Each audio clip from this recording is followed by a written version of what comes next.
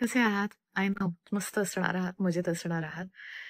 अलीकडे ना, जसं मागच्या एका व्हिडिओत मी थोडंसं एकटेपणा किंवा मुखवटा ह्याच्याबद्दल बोलले. आज थोडंसं त्याच्याचबद्दल अजून थोडं वेगळं बोलणार आहे.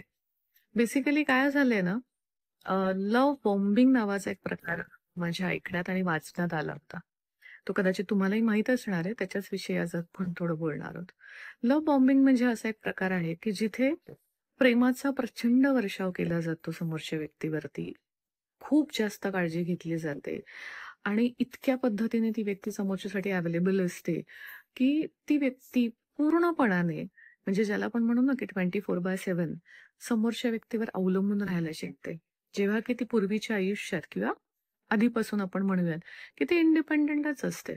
स्वतःचं स्वतः करणारी, करणारा आणि अचानक अशी व्यक्ती आयुष्यात आली, की त्या व्यक्तीला ती अवलंबून राहायला शिकवते, कुठेतरी डिपेंडंट राहायला शिकवते आणि ह्याच्याशिवाय किंवा हिच्याशिवाय आपलं जगच नाहीये, असा कुठेतरी अनुभव यायला लागतो. आणि मग तो व्यक्ती पण विसरायला लागतो, की अरे आपण कसे होतो? कदाचित हेच सगळं खरं आहे, असं मानायला लागते. आणि मग प्रश्न येतो, की हे लव्ह बॉम्बिंग जसं बॉम्ब हा शब्द त्याच्यामध्ये, खरं तर हे प्रेम नसतं बरं का.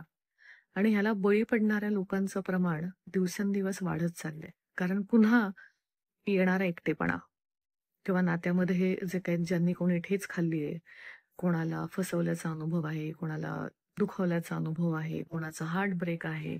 अशा वेगळ्या-वेगळ्या अनुभवानंतर जर अशी व्यक्ती तुमच्या आयुष्यात आली, तर तुम्ही बळी पडता. कारण ही व्यक्ती प्रचंड स्पेशल फील करवते तुम्हाला. तुम्हाला कल्पनाच येत नाही आणि तुम्हाला असं वाटतं, की बहुतेक मी इतकं भोगलंय आयुष्यामध्ये आणि आता मी हे डिझर्व्ह करतो किंवा करते. आणि तुम्ही सगळ्या गोष्टीला हो म्हणत जाता, जे ती व्यक्ती सांगते. कधीच शंका तुमच्या मनामध्ये येत नाही. कधीच विश्वासाचा प्रश्न मनामध्ये येत नाही. मग कुठली का गोष्ट असू नये. मग चुका असू शकतात, फसवल्याच्या गोष्टी असू शकतात, फायनान्स असेल, इमोशन असेल, नाती असेल, भूतकाळ असेल.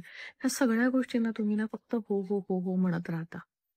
कारण कुठेतरी ज्याला आपण म्हणू ना मोहमाया, मोहामध्ये त्या व्यक्तीने तुम्हाला पाडलेलं असतं आणि तिथे तुमची रॅशनॅलिटी तुम्ही हरवून बसता.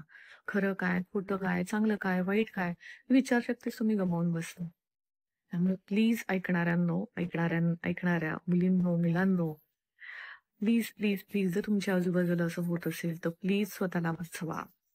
खूप काळजी वाटते तुमची मला. ठीक आहे? प्लीज, प्लीज, प्लीज छान राहा. प्रेम करणारी माणसं ओळखायला शिका.